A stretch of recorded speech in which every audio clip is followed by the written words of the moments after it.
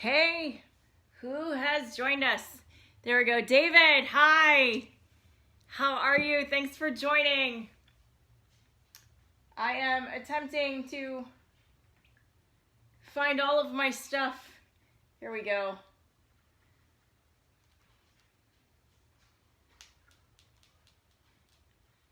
So we got Lynn, thanks for joining. Oh my gosh, we've got a bunch of people already. Awesome. Thank you so much, guys.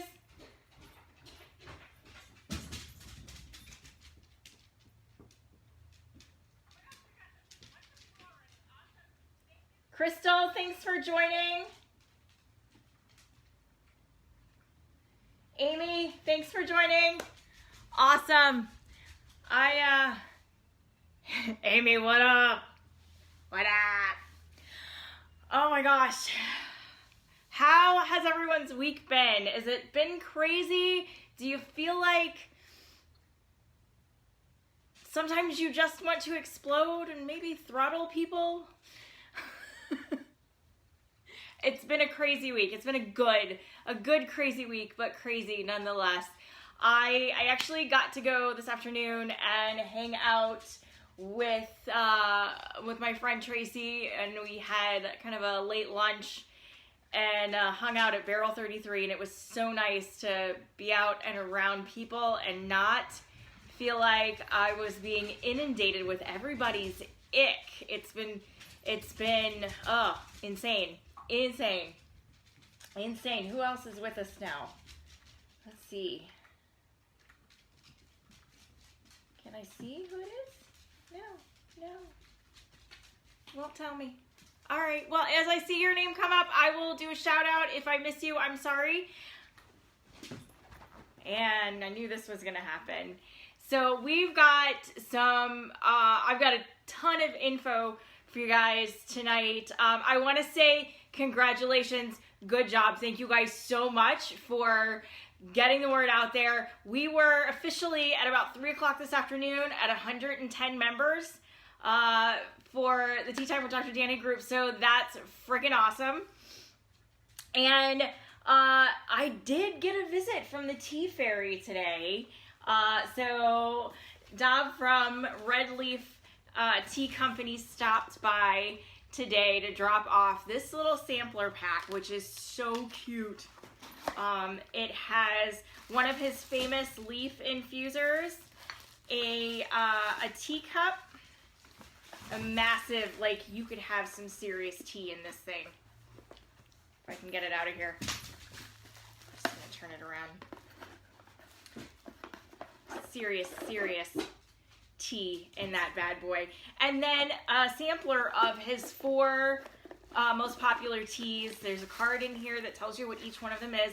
This includes my favorite Leaf of the Vine Jasmine tea, which is just fantastic. So what we're going to do is later on tonight on the show, I am actually going to have a trivia question for you guys relating to what we're covering next show. And hey Dave, thanks for watching. And then from the correct answers, I will put everyone who got the answer correct, I will put their name into a pot and draw that out, and the winner will get this lovely little tea sampler from Rusted Leaf Tea Company. And if you guys want to know more about them, I will put the links below after the show. Hey Luke, thanks for joining. And you guys can check them out. I know he's putting together a ton of new stuff, including one of my new favorites that he did called the Phoenix Tea, which I think I was drinking the last show. So that was absolutely a delicious tea. Definitely like a thumbs up for that one, and a good second runner for my favorite jasmine tea. Crystal, thanks for joining. Hey girl. Oh gosh, guys, it's been a crazy week. So I had something really cool happen today that I have to share with you guys, because I'm watching all of these commercials, and it's been ages since I've watched commercials because I don't actually have like cable service or anything. And so I've been seeing this Facebook commercial for that's for a Facebook community group reaching out to moms that are, giving birth during this time. And so I saw this last night, and I've seen it, on Hulu and stuff like that too, where they have this woman who was like, I was born during a pandemic, and my mom was in quarantine, and there weren't any people around me. And then in the sub captions, they say, she was born in 1920 and during the influenza pandemic of 1918. And I just made a comment on this post that, okay, so the flu pandemic, hey, Eric, oh my God, hey, thanks for joining. I miss my fair people. So I made a post on this. The 1918 Spanish flu pandemic began right around March of 1918 and was done by the summer of 1919. So for someone born in 1920, they completely missed the pandemic. All right. So I just made this comment on this post, and today I get on Facebook and there's an all new one with a woman who was born in 1919 during the pandemic. So I just wanted to share that with you guys, that it's I don't know. I found it extremely funny that I happened to point out the factual error in what they were advertising and media mind raping you with, and all of a sudden there's a new one with more correct information or more believable information about this woman born during a pandemic. What they are missing still in this thing, and I'm sharing this simply because I find it comical, and hopefully you guys will find it entertaining and get some levity out of this as well. Is that they're showing all these women in hospitals, in hospital beds, surrounded by nurses, and we did not start giving birth in the hospital primarily until the late 1940s, which means that during this pandemic, women were mainly giving birth at home with family members near them. They were not isolated, and during that pandemic, we didn't isolate the well. So, hey Richard, thanks for joining. So again, there's a lot of factual stuff missing there. But that was just interesting to me to see that I pointed out a factual error, and now there is a new one, a new thingy. Kayla, James, thanks for joining us. Steve, thanks for joining. So now there's a new commercial touting the same thing, and they've adjusted the information. So fun stuff. Tonight, I want to talk about immunity. I'm actually starting a bad rap series here surrounding immunity, because there are immune functions that we see as symptoms of sickness, and it kind of gives them a bad rap. We see them as something that needs to be overridden, or this is a problem. Oh, you have a fever, so you're sick. Well, no, the fever is there because your immune system is functioning properly. Hey, Linda, thanks for joining. So tonight I'm going to talk just a little bit about like basics of immunity, and then I'm going to take you through some of the symptoms that get a bad rap, and we'll be talking about each one of those in depth over the next few shows. So I want to thank everybody for showing up. Oh my gosh,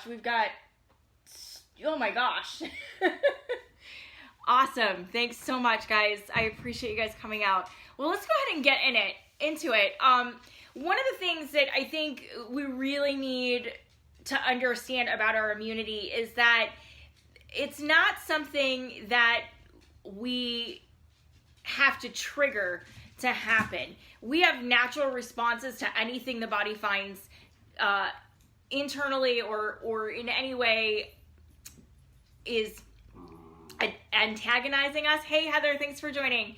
That we automatically, our body responds with that. So what we need to understand really is how immunity works. And one of the big things that is being kind of ignored right now is the need for us to exercise our immunity. Immunity is not something that it's just like there, and if you don't use it, it stockpiles. It actually gets weaker if we don't give it an opportunity to flex its muscles every day. Are you guys done over there? You finished? You're going to get your own show. I promise. Carrie, hey, thanks for joining. So one of the things that we need to really make sure that we're doing is making sure that we are not being obsessive about cleanliness and hygiene. Yes, we need to have good hygiene. Yes, it's important to wash your hands frequently and to make sure that we are doing it thoroughly.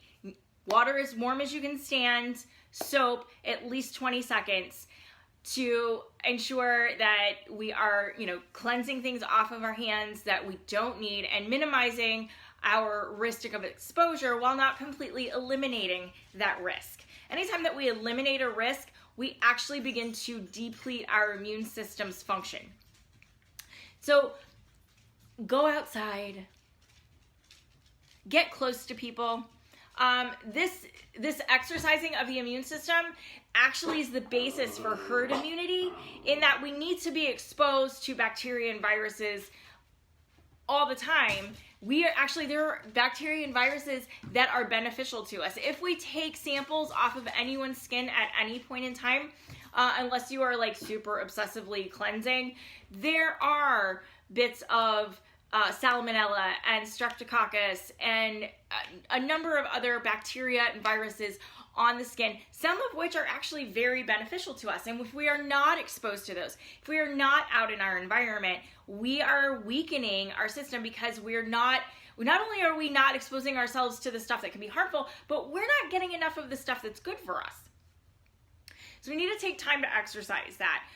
This incessant cleaning with chemical cleansers is actually, number one, again, we're not being exposed properly, and two, we're being overly exposed to chemicals.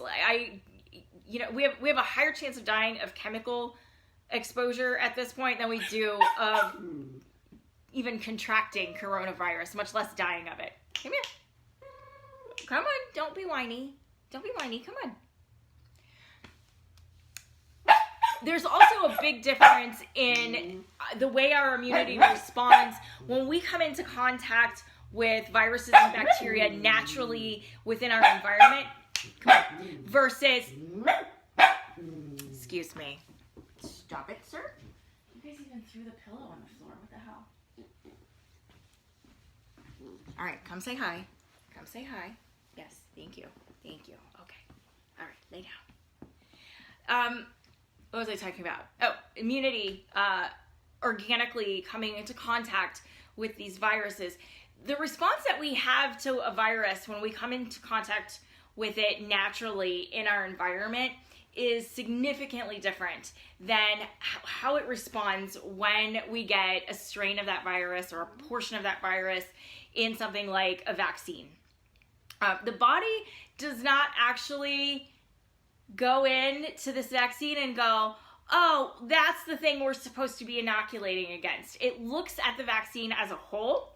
And so anything that's included in that vaccine then triggers an immune response, and the body creates antibodies against it. So that means that any of the fillers that we see in these vaccines, or any other kind of artificial immune response to the body. Hey, Doug, Jess, thanks for joining. The body's going to respond differently. So we may actually have a more intense response to, say, a vaccine versus contracting it organically. They're going to be rowdy tonight. I think it's just going to be one of those days. Come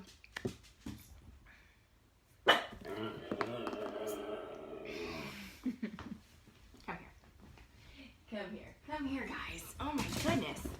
Oh my goodness, you guys are too much. You're too much. You're too much. Lay down. Lay down. Lay down. All right, leave her alone. Leave her alone.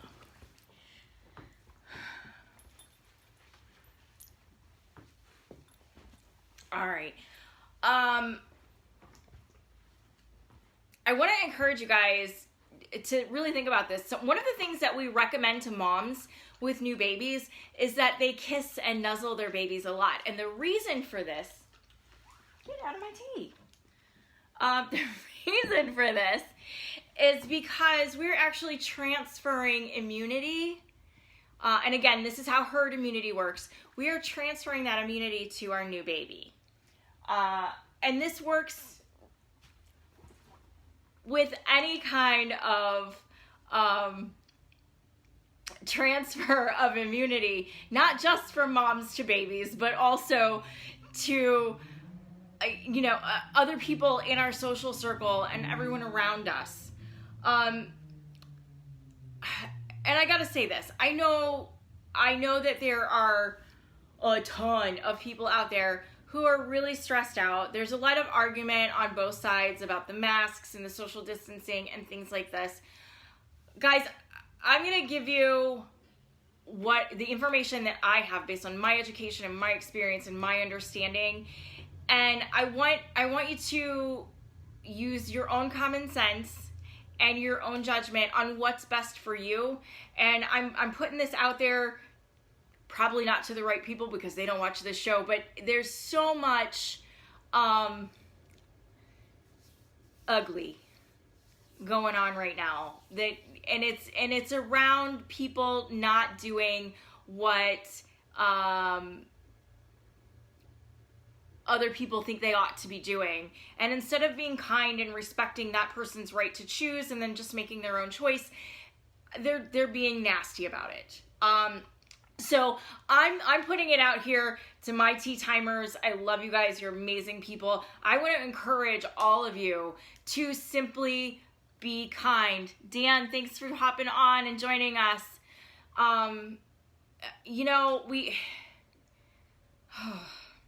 A difference of opinion is not necessarily a difference in principle. And what's right for me is not necessarily right for someone else. And how I respond to wearing a mask is not going to be the same as how someone else responds to wearing a mask, and all of those things. So we need to just remember that it's important to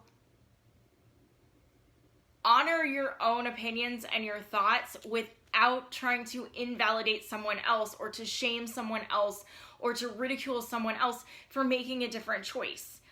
And I'm seeing so much of that. It's heartbreaking, and the energy is absolutely overwhelming at times. Like, going to the grocery store is ridiculous right now. I'm so drained when I come home because of this kind of energy that's out there. Kathy, thanks for joining. And it is everywhere. It's absolutely everywhere. And, I hear people talking about, doing what's best for everyone else. The thing is, we're being told what's best for everyone when it's not actually best for everyone. It's not best for everyone to wear a mask. For some people, it's better that they don't. For people who have respiratory issues and their CO2 drops very quickly, or their oxygen level drops very quickly when they're recycling their own CO2 in these masks, it's not appropriate for them to wear them even for a short period of time. And masks are typically, they're utilized for very short periods of time, okay? In the medical field, the masks are being used more readily now, more frequently now, but they're used in acute situations. It's not something that is, a chronic thing that goes on all the time, except for now, because now they're mandating it. But the long-term effects of that and how everyone responds to it is completely different. So it's just, I understand the arguments on both sides, and neither argument is invalid. They're actually both very valid. What I'm speaking out against is the ugliness that goes on, and the demeaning and the shaming of people for making a different choice, because the justification for this is that person's being irresponsible with my health. And that is absolutely not true. We're being told that this is for the good of everyone without respecting that our immunity needs to be exercised. We need to be exposed to this. Honestly, I have said in the past, we need to just have a corona party like we used to do with chickenpox. This virus, scientifically speaking, based on the data that we are actually seeing and collecting right now, is not performing the way that it was expected to. It is not anywhere close to as potent as we were originally thought to believe based on the original models. The way that it is performing is a very weak virus. And yes, people are getting sick. Yes, people are going to the hospital. Yes, people are dying. Viruses make people sick. Viruses can put people in the hospital. Viruses can kill people. However, we are currently at a 0.004% infection rate. We had an 11% infection rate of the flu last season, which was H1N1, which is the same flu virus that the Spanish flu was.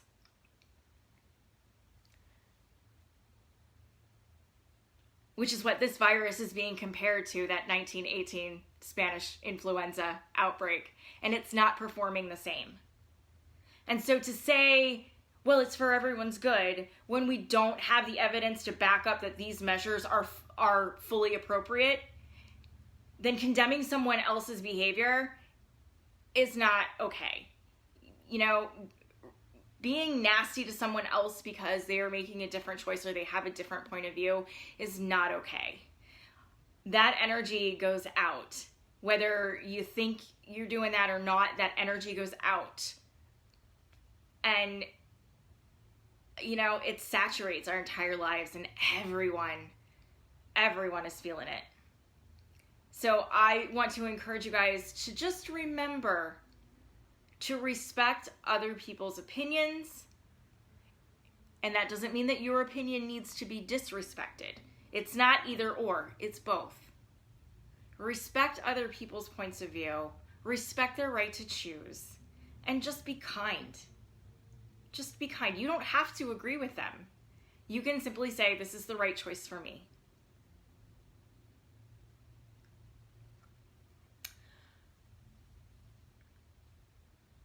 So now that I went down that rabbit hole and we've got the dogs calmed down, let's get into stuff that suppresses your immunity, which I think is a great segue, because all the stress that we're feeling is suppressing our immunity. Stress is extremely energetically and resource expensive for our body. And so it's important that we learn how to manage that stress, but also that we recognize that it does depress our immunity. It does take a lot out of us and doesn't leave as much resource available for us when it does come time to fight something off. Also, processed, packaged, sugary food artifacts, as I like to call them, are lacking in nutrients, full of chemicals that are that trigger an immune response in the body, and therefore take up resources for the body to defend against that. Lack of sleep will suppress or depress your immune system and make it difficult for you to fight off invaders. You ever notice when you're worn out, when you've been stressed out, worn out, and eating poorly, you tend to get more intensely sick? This is because on a physical level, your immunity has been compromised. On an emotional level, I believe that's the universe also telling you need to slow down and get things back into balance. Sugar, caffeine, those will also depress your immunity and weaken it.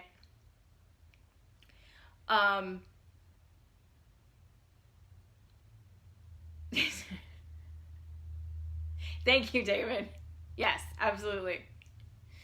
That's right. And especially caffeine, because caffeine not only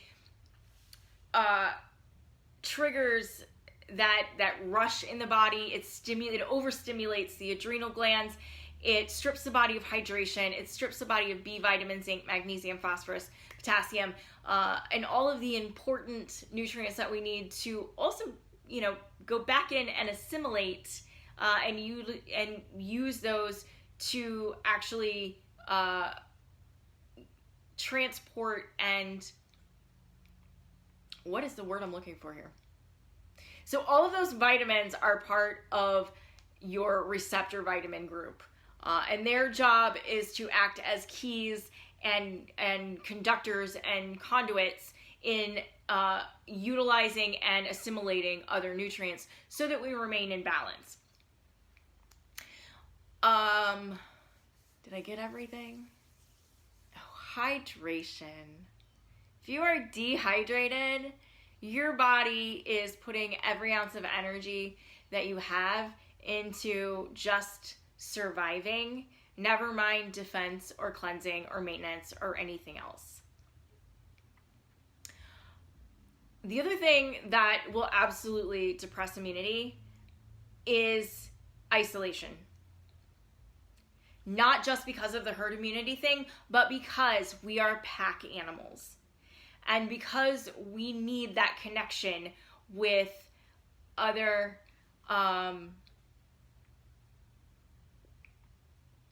human beings for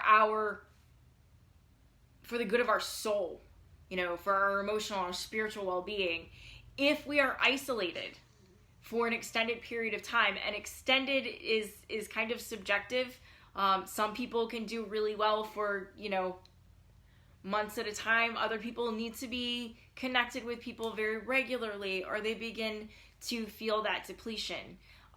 So again, you need to understand what's appropriate for you and what you need to be your healthiest and your strongest, and then not impose your scenario on someone else. So those are some things that will suppress your immune system. Hey, David, thanks for joining. Let's talk about how to boost it. So obviously, a lot of the things that I talked about, if you do the opposite of those things, then you're going to boost your immune system. But there are a few other things. So I want to repeat here: hydration, hydration, hydration. Okay, and not everything will hydrate you. Just because you're drinking something liquid does not mean that it's hydrating you. So what does? What hydrates you? Well, water, and I recommend spring or artesian water for a couple of reasons. One, they're living water. They are still packed full of all of the nutrients that they obtain via osmosis, running through the land, collecting all of these minerals and other nutrients that we need to feed our body. And it's in a form that is very easy for the body to assimilate. The other reason that I recommend those is because often when we get like purified water or drinking water, this is tap water that has been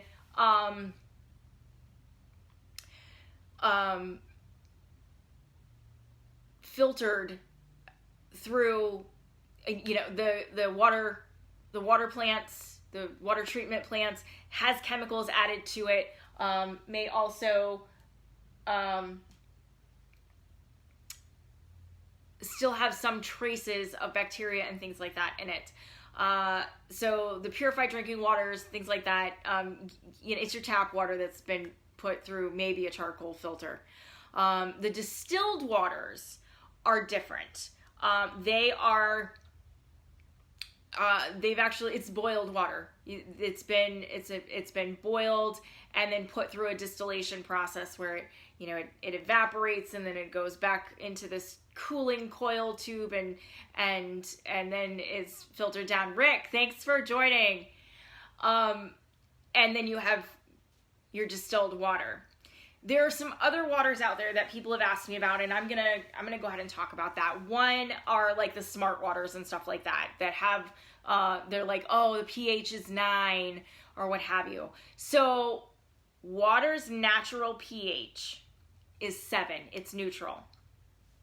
It has an alkalizing effect on us when we metabolize it.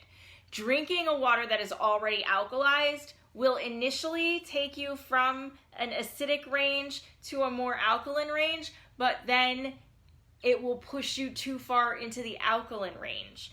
And some of the methods that are used to alkalize these waters are things like using sodium bicarbonate, which is baking soda. And sodium bicarbonate will destroy hemoglobin. It breaks it down. And you need that hemoglobin to create red blood cells and transport nutrients and just generally to keep you healthy. So I always recommend food in its most natural state. That's what we're designed to run on. So the same goes for water. Water needs to be in its most natural state. So spring or artesian waters are best. And then if you need a little variety, there are a couple of other things that are not just water that will hydrate you. We can create infusions either with herbals or with fresh fruits and vegetables that as long as we are not muddling them up or squeezing the fruits and vegetables, are going to maintain the same chemical structure as water. So the body's still going to treat it as hydration, and we will get additional nutrients from what's being infused into that. That doesn't happen with your Mios or your vitamin waters or any of those. There are too many other ingredients that contain carbon, and when the body reads that carbon molecule, it hits the tongue, and the tongue is the chemical reader for the body and tells the body this is what we have, and it goes, oh, it's complicated. There's a carbon there. It's food. And treats it as such. So by doing an infusion, we are not changing the chemical structure. We are simply, via osmosis, again, extracting out the nutrients from whatever it is that we are infusing into the water. And when I say herbal teas, I am talking about true herbal, naturally decaffeinated teas. Dav, thanks for joining us. Dav from Rusted Leaf Tea is here. Thanks for joining. We're utilizing teas that do not have a caffeine content. Decaffeinated is not the same as naturally non-caffeinated or just non-caffeinated. Decaf goes through a process of stripping out some of the caffeine from that plant. And I will be honest with you, the chemicals that are used in some of these processes are far worse for you or do just as much damage as drinking the caffeinated drink. So you might as well be drinking the caffeinated drink and avoiding the chemicals that are used in the decaffeinating process. Ideally, though, to boost our immune system, you want to make sure that you are drinking non-caffeinated or uncaffeinated herbal teas. So the teas to avoid would be black tea, white tea, and green tea. They are all the same tea leaf at different stages of growth and fermentation, and they are all caffeinated. And, then you can just get in and play with your teas. All right, so we talked about hydration. I want to talk about rest. When I say rest, I don't just mean sleep. Felicia, hey, thanks for joining. When we're talking about rest, we need to make sure that we are not just getting enough sleep, but also getting downtime. Hey, William, thanks for joining. We're in this society now where everything is go, go, go, go, go, and you need to be productive all the time, except when you're sleeping. And if you're sleeping too much, then you're lazy. And that's not how we were designed to work. That kind of production and activity in the body actually puts extra stress on the adrenal glands. And when we stress out the adrenal glands, we stress out our immune system. So making sure that we are taking time to just have downtime, whatever that looks like for you. I used to have people tell me, oh, you just need to take some time and do nothing. And I was like, how do you do nothing? Like, I can't do nothing. But nothing doesn't mean nothing. Nothing means nothing productive. Nothing means something that feeds your soul and helps you to recharge. So find your nothing and make sure that you are actively doing your nothing at some point each day. And then maybe even scheduling time for yourself to have a whole day or a whole weekend to do that nothing will exponentially increase your immunity. Not just your immunity, but your stamina, your mental capacity, your cognitive abilities, and keep you well rested and balanced. Of course, eating whole, fresh, raw fruits and vegetables. All the nutrients that we need are in the rainbow of foods that are out there that tend to, in the American diet, be the least amount that we actually consume. So try to get at least 60% of your total diet from fresh fruits and vegetables, mostly vegetables, and of course, other plant foods, beans, nuts, seeds, things like that. And limit animal products like meat, fish, dairy, and eggs to 10% or less. And then limit your grains to less than 10% of your total diet. And you will notice that does not come up to 100% because I believe that no one does it 100%. We're not going to do it 100%. However, our bodies can handle it if at least 80% of the time we are doing what we need to in the right combinations and the right proportions. Then we can have that other 20% of junk that we throw at our body, and our body can handle it. So make sure that you are really paying attention to what you're consuming and how you're consuming it. The other thing that I didn't mention, and I want to mention now, is that some of our social habits, and we know this already. I'm just going to kind of I'm going to try to English for the next 5 minutes. I'm going to glaze over it just a bit because it's worth mentioning that when we are ingesting toxins, when we're smoking tobacco products or using any kind of narcotic, whether it be prescription or not, or drinking heavily, we are overloading our body. That creates an immune response, and so by doing that, we are overworking that immune system to the point where we do get to that place where we don't have anything left to really defend against the important stuff. So I know, hey Charlene, thanks for joining. I know that I have tea timers out there who are smokers, who like to imbibe, and I pass no judgment. I will say this, when you're ready, those are great things to give up to boost your immune system and make sure that you are giving your body the best fighting chance. All right, so the last couple of things that I have that boost immunity before I get into our bad rap, guys, is that I want you to understand that not everything that we do to boost our immunity is physical.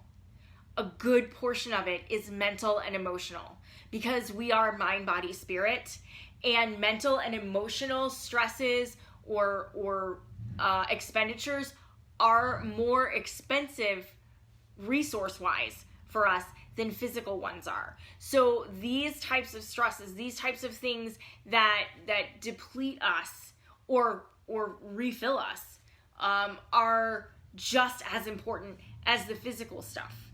You know, if you guys think about it, if you have an especially difficult emotional or physical day, you are absolutely exhausted at the end of that day. Whereas if you have a day that's maybe really physically demanding, kind of on an equal level with those, it's not the same kind of tired. It's a very different kind of tired, where you're physically tired and you need to sleep and you just don't really want to do anything else. But the emotional and mental tired can feel like an elephant sitting on your chest. It's just very different. So the next couple of things are all about your mental and physical, or mental and emotional support that carry over into making sure that your immune system is well supported.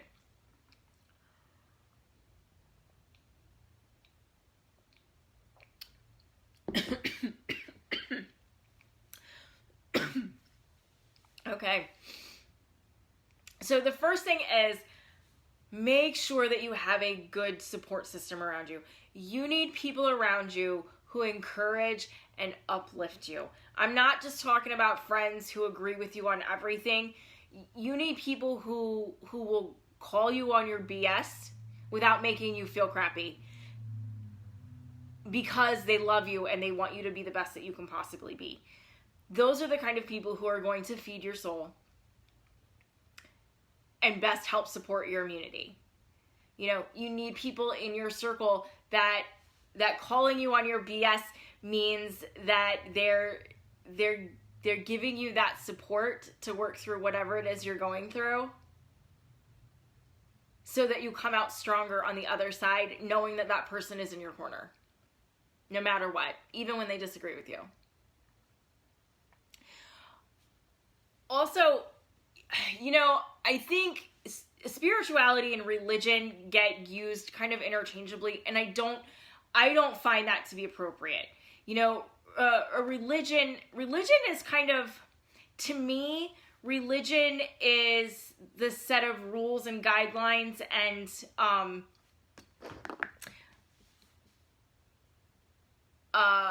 procedures that you do to show that you are worthy, whereas spirituality is how you work on your own spirit and soul to grow you into the person that you're supposed to be. I'm not sure if that made sense. I hope that made sense. And while religion can be an aspect of that,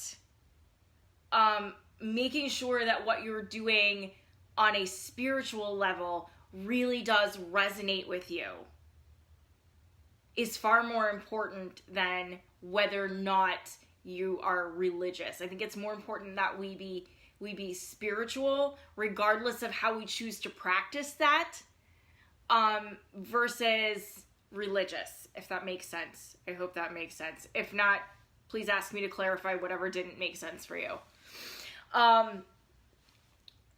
So I want to encourage you to find areas, not just within your own, not just within a religion, but within other practices that you can do outside of maybe your regular worship that help to feed your soul.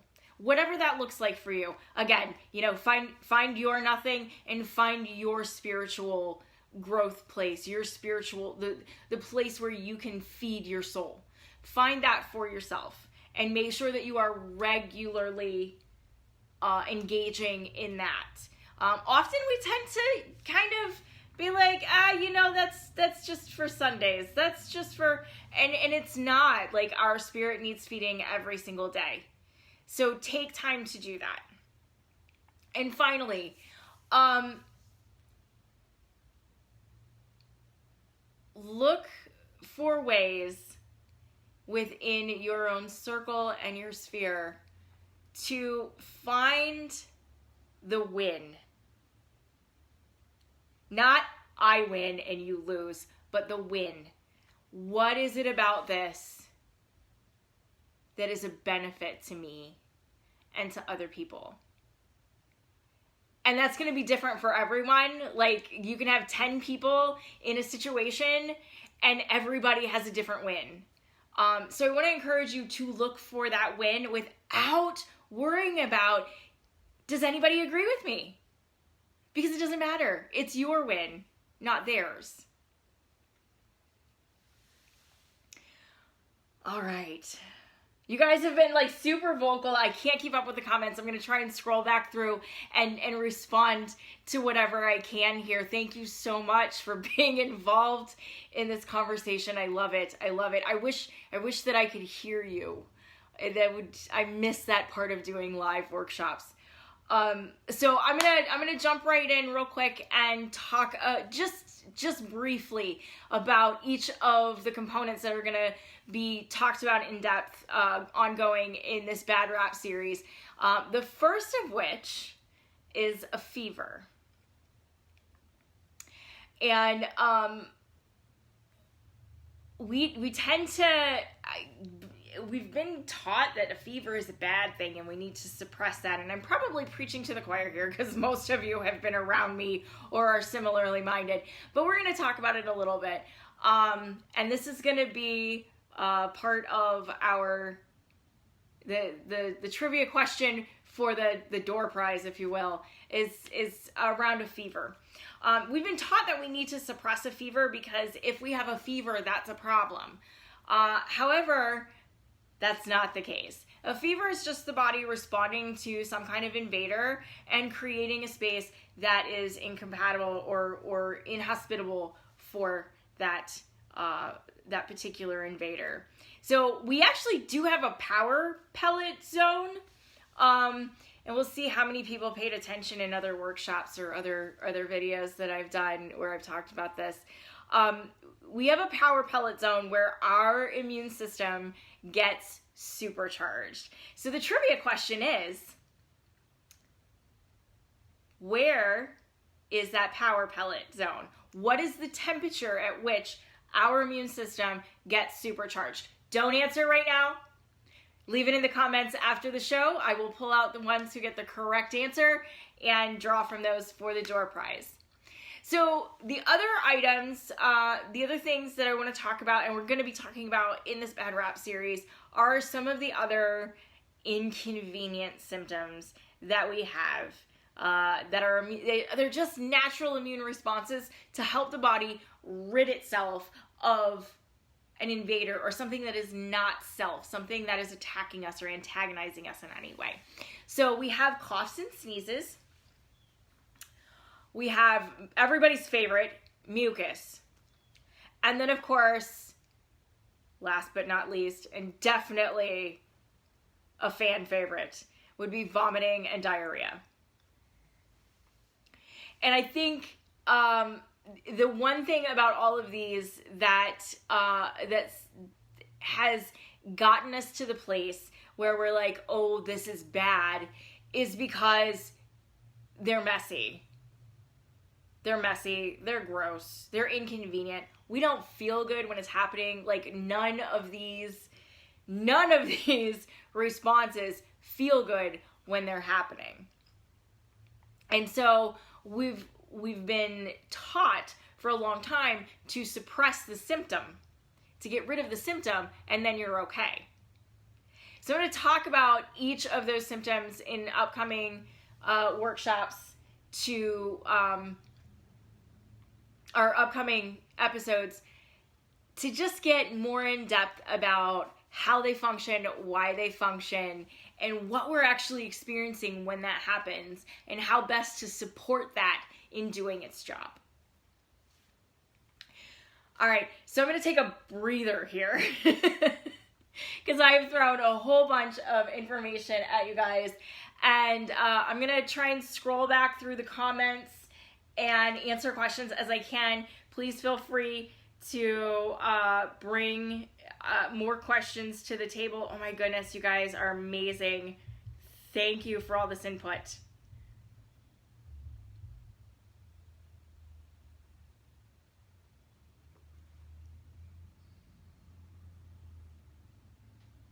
David, absolutely. About the aerosols and the disinfectants, absolutely.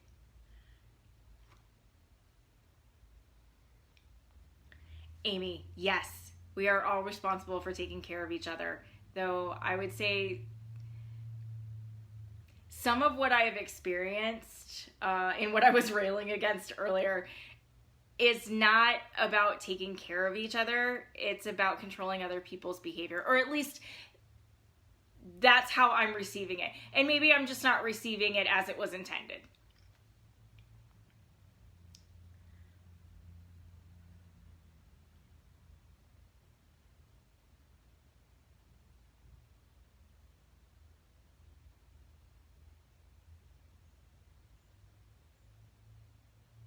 Jess, thank you.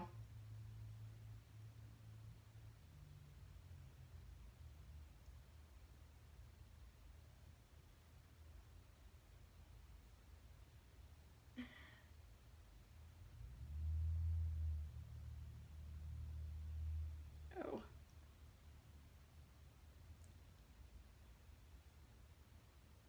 Oh my gosh.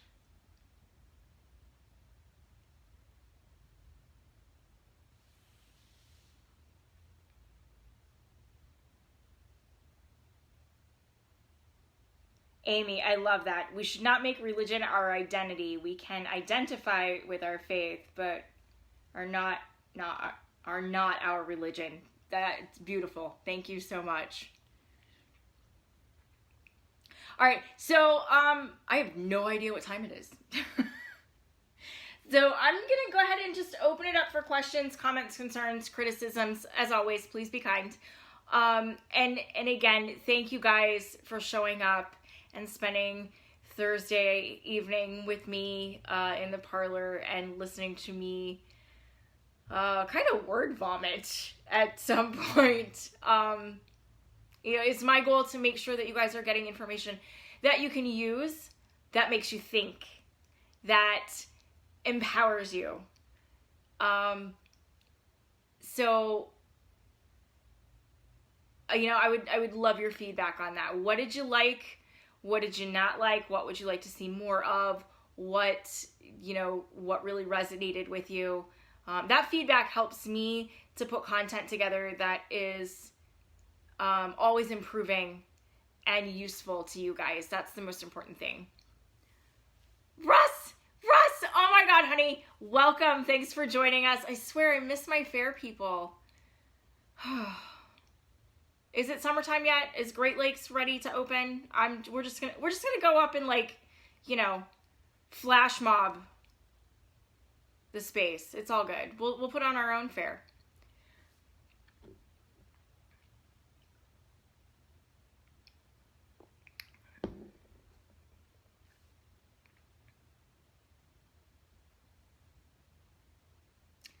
All right, Doug and Jess want to know, what would you suggest for herbal teas for allergies? Well, the first thing that I would suggest is that you figure out what's creating the allergy. And I promise that it's not what you think it is. There's allergies, even environmental and chemical sensitivities. Those are all caused by some sort of nutritional deficiency.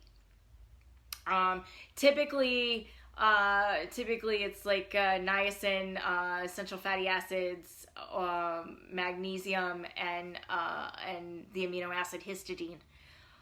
So I would recommend that you really look at what the triggers are and pay attention to what you're consuming and what may be missing. And then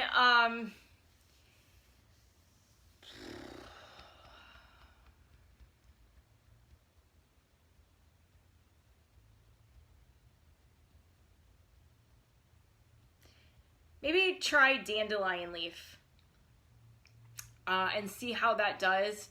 Nettle can also be very good. However, nettle is packed full of so many vitamins and minerals that if you are not deficient in enough of those, it can actually create an overabundance in some that displace others. So I would start with the dandelion leaf, not dandelion root. And hey, speaking of dandelion, our first deep dive herbology online class, we've never done an herbology class online before, starts June 4th. You can sign up right now and reserve your ticket or your seat, your spot in that class. It is completely online. So this first 4 weeks, and it's a 4-week class, I will be dropping content every week.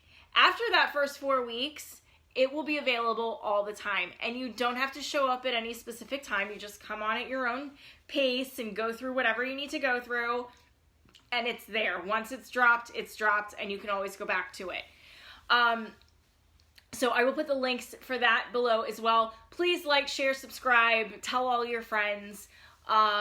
We have a couple of goals around this. And the first 20 people that sign up get a free copy of my Simple Herbology quick guide in the form of an ebook, which will be emailed to everyone the first day of class.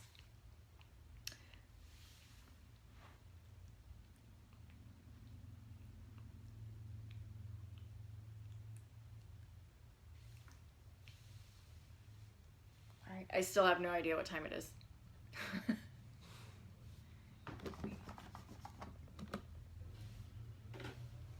What other questions do you guys have? And again, I never limit questions to just what we talked about tonight. Of course, if you have anything that pertains to what we were talking about, great, that furthers the discussion, but I'm open to whatever questions you guys may have.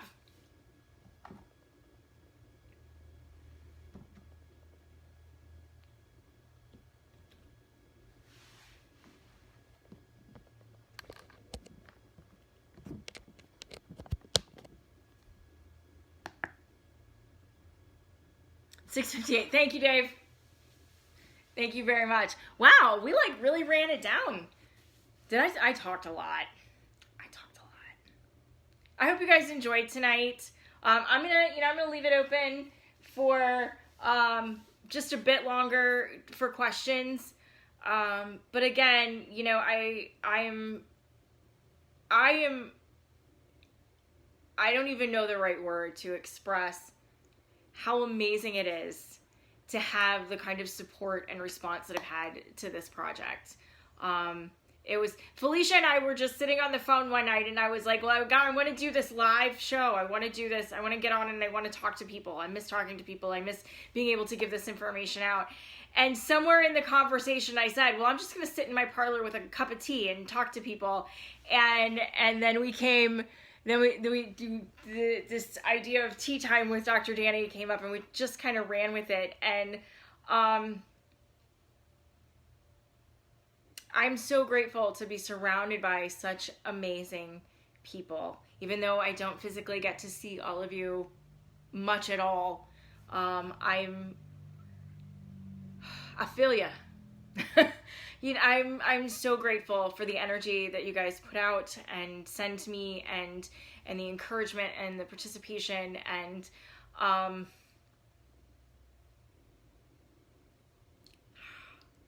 thank you. I don't have the words to express how glad this makes my heart and how grateful I am for each and every one of you. Thank you so much.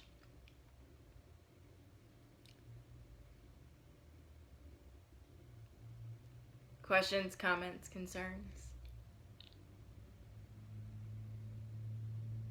Just a reminder, we're coming up on the you guys are amazing. Thank you so much.